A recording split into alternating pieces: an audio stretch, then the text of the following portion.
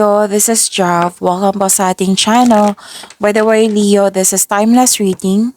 Gamitin ang reading na ito bilang gabay lamang. Kung naka-resonate kayo, comment down. Tandaan, Leo, ito ay channel reading po. Kunin nyo lang po kung anong naka-resonate sa'yo. This is for you, Leo.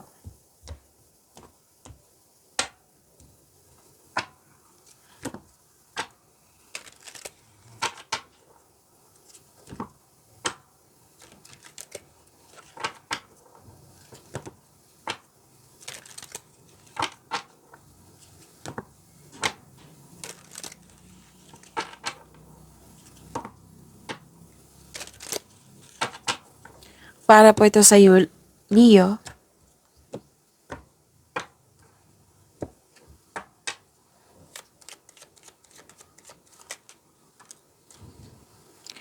Maraming salamat po sa inyong patuloy na suporta, sa mga nag-donate, sa mga hindi nag-skip ng ads, maraming salamat po. Sa mga hindi pa nag-subscribe, subscribe na po kayo at click bell notification para malaman nyo na may bago tayong video. Para sa mga gustong magpa-reading, comment po kayo ng personal reading. Again, comment kayo ng personal reading and check my reply sa comment section.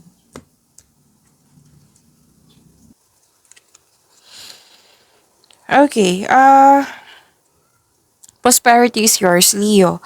Career stability, nakikita ko dito na may dumating sa inyo opportunity or project na bibigyan mo ng long-term plans. So, claim nyo po. Nahihirapan na bibigatan, pwedeng sa isang sitwasyon, sa isang bagay, or sa isang tao na kasi may guilt and sacrifice ako nakikita dito, Leo. At okay, pwede din na nahihirapan ka sa paggawa ng desisyon. So, sana'y ma-overcome niyo po ito.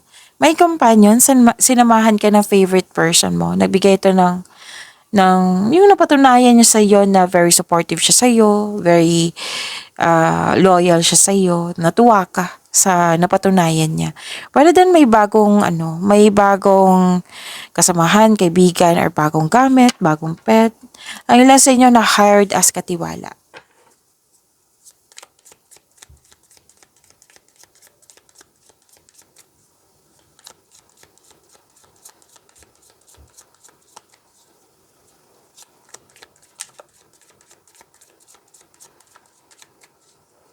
Energy po ni Leo.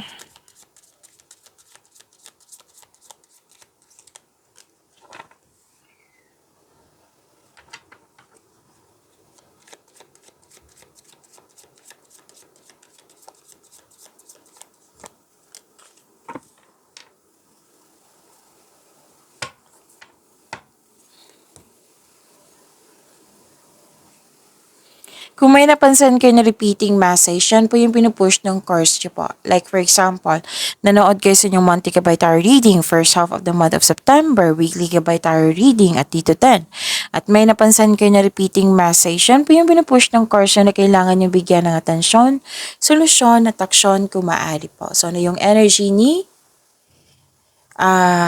Leo. Ayusin ko lang yung camera.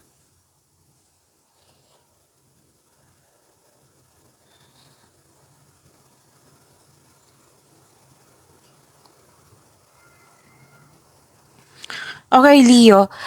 Nakikita ko dito malakas ang iyong intuition. Dahil sa malakas ang iyong intuition, may malalaman kayong sekreto. Kung meron po sekreto maluloko or nanloko. Pero may sinabi talaga ang card nyo dito. Or di kaya kasi may sabi ang card nyo dito na magpahinga ka at magnilay-nilay. Okay, at pwede nga, may sekreto na mabubulgar at mag-uusap kayo.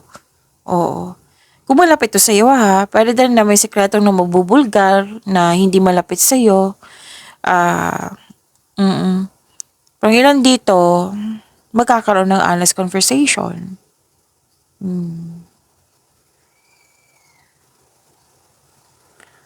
Okay, kung may kontrata po or may sinasabi yung tao dyan, alamin, kilalanin, magtanong kung totoo ba.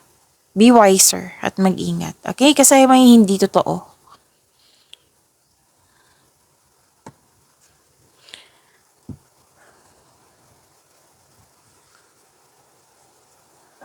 Dalawang card na mismo nagsabi dito na malakas ang iyong intuition. Malakas ang iyong intuition at this is new beginning. Nagkaroon ng freedom, nagkaroon ng new journey. Oo, new journey. Okay.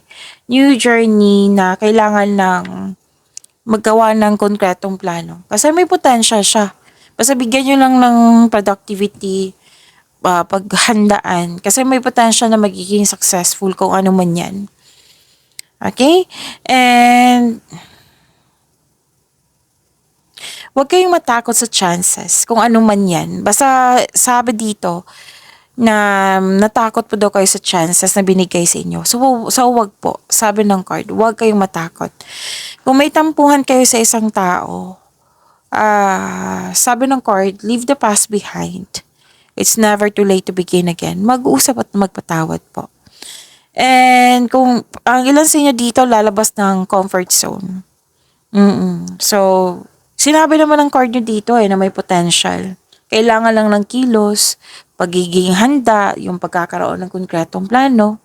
So, take a leap of faith and trust the support of the universe. Please know that you are divinely guided, Leo. Okay? Magkakaroon po ng personal and spiritual evolution.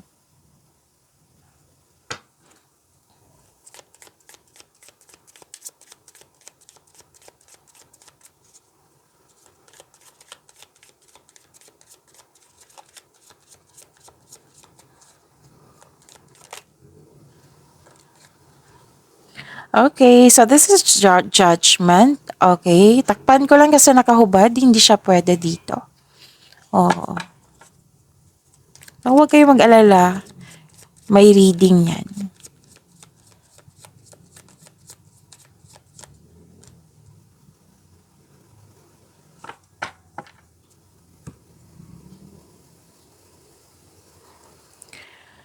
Sa career and money nyo po, ang sabi ng card dito na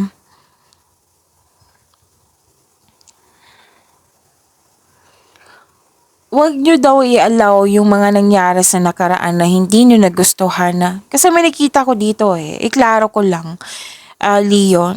May nangyari sa nakaraan na bit-bit mo hanggang ngayon. So, i-release mo po daw.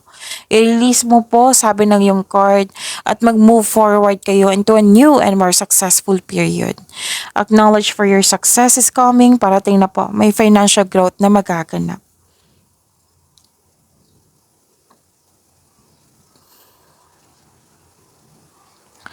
At nakikita ko dito na dalawang card na mismo nagsabi dito na may financial talaga, may financial growth na magaganap. Financial security is yours. So, relax and enjoy mo yung achievement mo. Kung kailangan mong mag-take a break, then go ahead. Para sa pagbalik mo, recharge ka na. Recharge ng energy nyo. Work can wait. You'll still be abundant after a well-deserved vacation. Actually, kung kailan nyo ito napanood, this is your lucky day. Harvest to. Lahat ng tinanim mo nagbo-bloom. Naging wise ka sa pag-handle ng iyong finances at hindi ka madamot at the same time.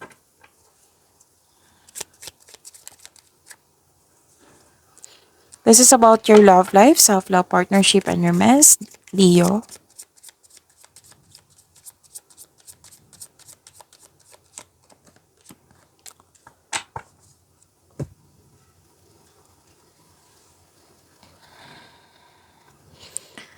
Okay, Leo, may celebration, togetherness, bonding, pwedeng may special event like kasal, anniversary, monthsary, togetherness, yes. Kitang-kita ko yung happiness mo dito. Masaya ka. May celebration talaga. May relasyon dito na plano na magsama sa isang bubong. Opo. Sa mga single, ini-enjoy mo yung pagiging single mo. At handa naman, handa ka na sa pumasok sa inyong relasyon. May bakasyon, no? May kinikita kong bakasyon dito. Plano po, plano magbakasyon.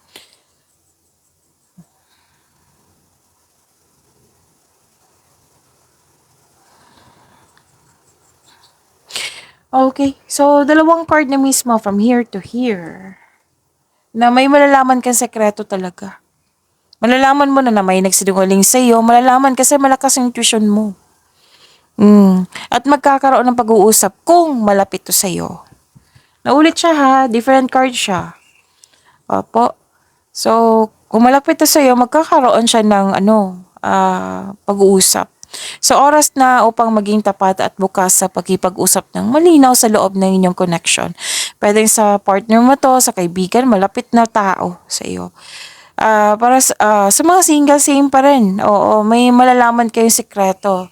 It might be patuloy pa rin kang sinusuyo nito, pero alam mo na hindi siya totoo sa iyo. Pag-imanin niyo po yung blessings sa binigay sa inyo, Leo. See you tomorrow. Maraming salamat po.